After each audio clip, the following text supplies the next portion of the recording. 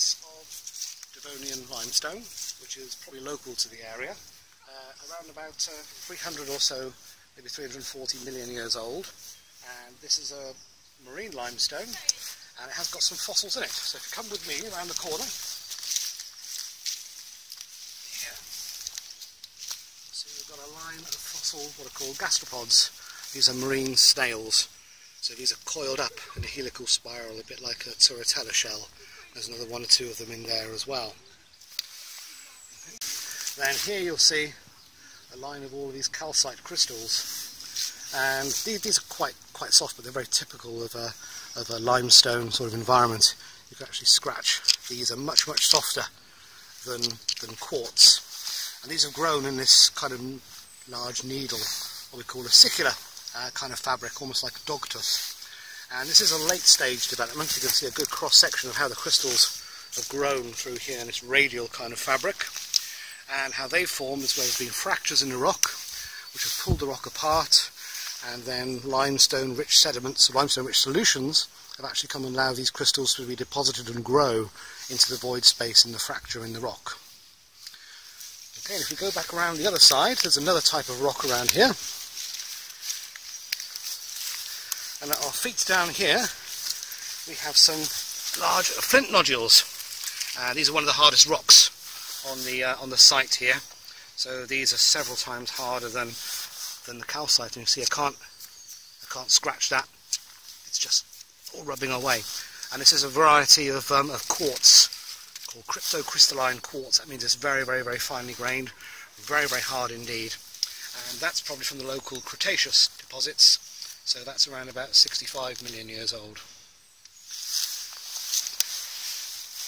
We also have this rock here. Now this is one I hadn't seen before, but it's a very good find by the cameraman. This is a breccia. It's got pieces of limestone, Devonian limestone inside it, and it's been cemented by this red iron hematite rich cement.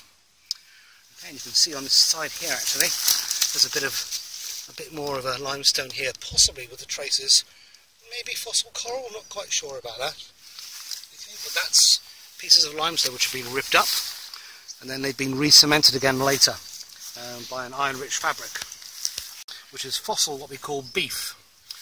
And this is calcite crystals, which have grown in what's called a coning cone structure. So it produces this kind of strange fabric which looks like a hunk of beef steak. And here's the first of two examples we're going to show of a flowstone, which has got this undulatory fracture, and this was formed under water. So water's run over this limestone rock. They dissolved some of the limestone on top of the surface, and then redeposited and was eroded in this kind of very smooth, almost bubbly flow-like structure. So we call that flowstone. And just around the corner there's an even better example.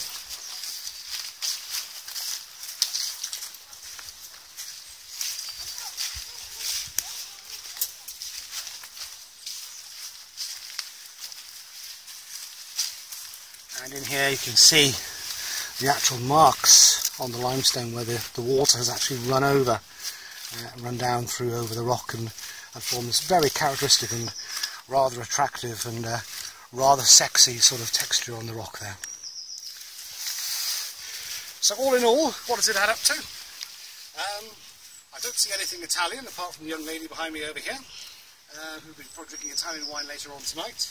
I think probably most of these rocks come quite locally, derived mainly from the Devonian period of geological time, maybe Carboniferous. So we're looking at around about 300 million years old. Typical sort of Victorian kind of structure, grotto structure in the grounds of a very large garden.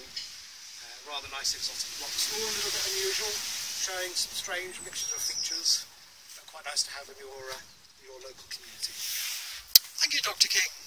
Off to the pub. Cheers!